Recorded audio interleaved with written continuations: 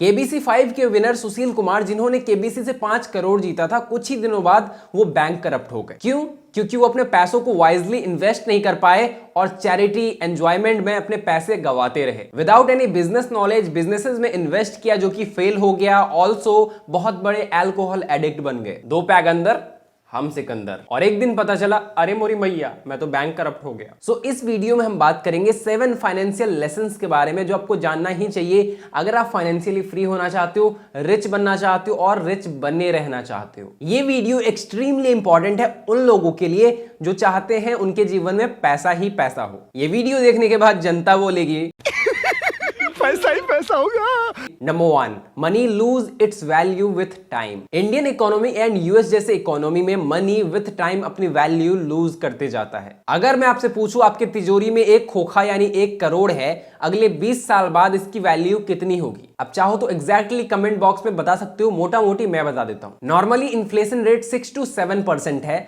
मगर हम 5% ही inflation rate के हिसाब से देखें तो अगले 20 साल बाद 1 करोड़ की वैल्यू आज के 37 लाख जितनी हो जाएगी और 30 साल बाद 23 लाख जितनी। यानी आपका 1 करोड़ 20 साल बाद 37 लाख बन जाएगा और 30 साल बाद 23 लाख। क्यों उड़ गए ना तोते? क्यों हिला डाला ना?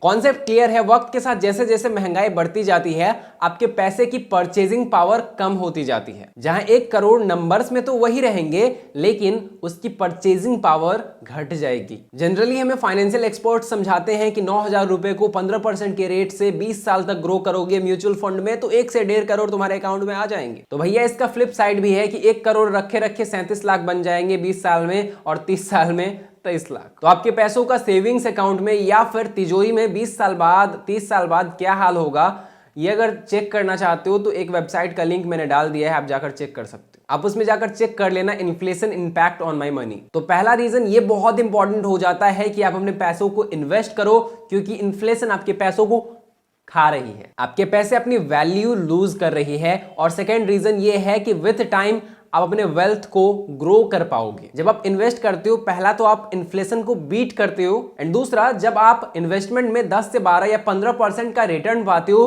तो इन्फ्लेशन को बीट करके 5 से 7% के साथ अपने वेल्थ को ग्रो कर पाते हो। लोगों की लाइफ में उनके बाल, उनकी दाढ़ी, उनका शरीर, उनकी बकचोदी, उनका कमीनापन सब ग्रो हो जाता है। इवन तो शादी होने के बाद उनके बच्चे ग्रो होने लगते हैं, लेकिन पैसा ग्रो करना नहीं सीखता कभी बंदा। बच्चे ग्रो करने से पहले पैसा ग्रो करना सीख लो, काम आएगा। तुम अलग ही लगे पड़े हो, रहा नहीं जाता, तड़प ही ऐसी है तुम्हारी।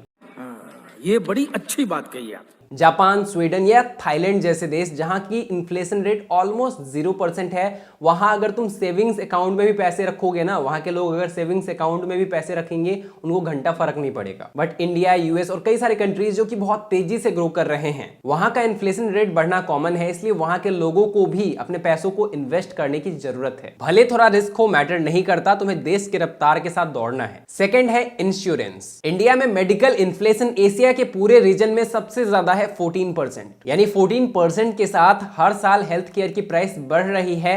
तो यहां पर इंश्योरेंस लेना बहुत जरूरी है, वरना थोड़ी सी तबीयत खराब होगी और हॉस्पिटल वाले बोलेंगे अपनी आधी जायदाद हमारे नाम कर दो। बेकार है भैया, मैं तो टूट गया। बट ये हेल्थ इंश्योरेंस वाले भी बेवकूफ नहीं है, बहुत स्मार्ट हैं। आप देख सकते हो 2 ग्राफ, एज के साथ हेल्थ इंश्योरेंस के प्राइसेस कैसे इंक्रीज होते हैं। सो इट्स बेटर कि आप 25 की उम्र में हेल्थ इंश्योरेंस ले लो, आप बहुत पैसे सेव कर पाओगे। Third point is fixed deposit. जी हाँ, फिक्स्ड डिपॉजिट। आप में से कई लोग जो कि थोड़ा मोड़ा फाइनेंशियल नॉलेज रखते हैं वो मुझ पर पक्का हंसेंगे, बट सेविंग्स अकाउंट में आपके पैसों से ना बैंक वाले मजे ले रहे हैं, आपका कोई फायदा नहीं है इसमें। बैंक वाले पक्का मुझे बोल रहे होंगे इस सज्जन को क्या तकलीफ है भाई।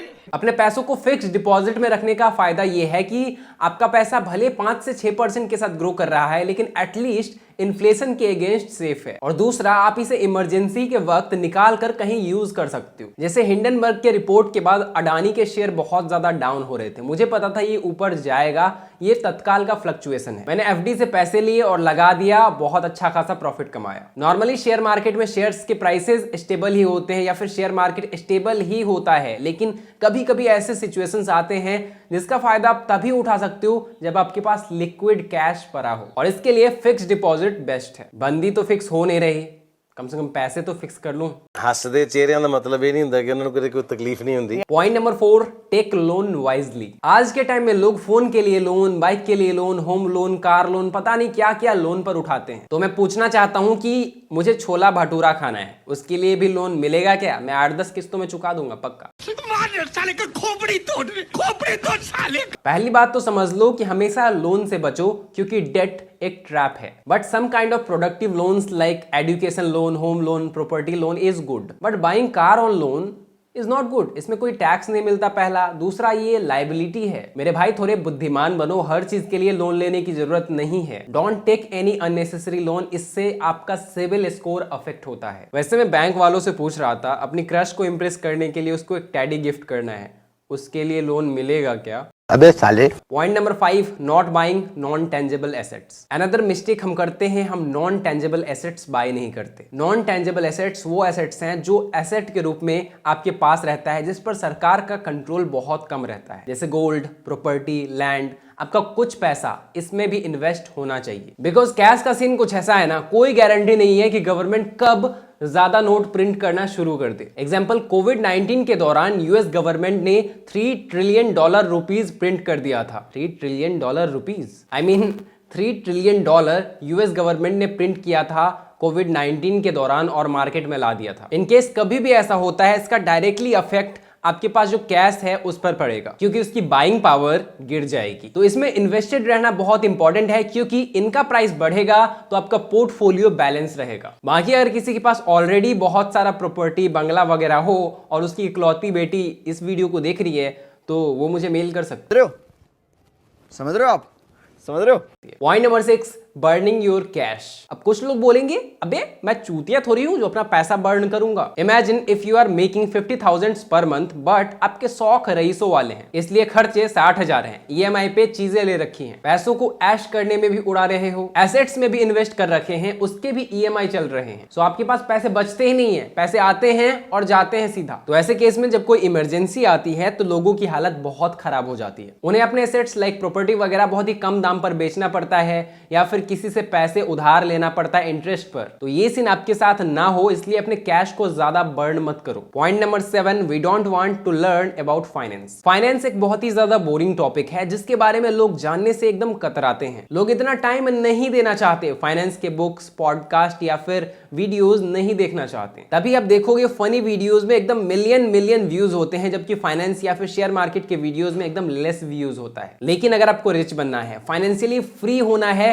तो आपको फाइनेंस के बारे में ज्यादा से ज्यादा जानना चाहिए। जितना ज्यादा फाइनेंस के बारे में, पैसों के बारे में, शेयर मार्केट वगैरह के बारे में आपको नॉलेज होगा, उतना ज्यादा आप पैसे बना पाओगे। इसमें मैंने ये इनिशिएटिव लिया है कि फाइनेंस के बोरिंग टॉपिक को एकदम फन वे में समझाऊं, बीच में फनी चीजें बोलता रहूं, फनी चीजें करता रहूं, जिससे लोगों का मन लगा रहे, प्लस वो नॉलेज भी लेते रहे। तो please subscribe my channel and follow me on Instagram right now, वरना सनी पाजी गुस्सा हो जाएंगे। ओए कहां है तू?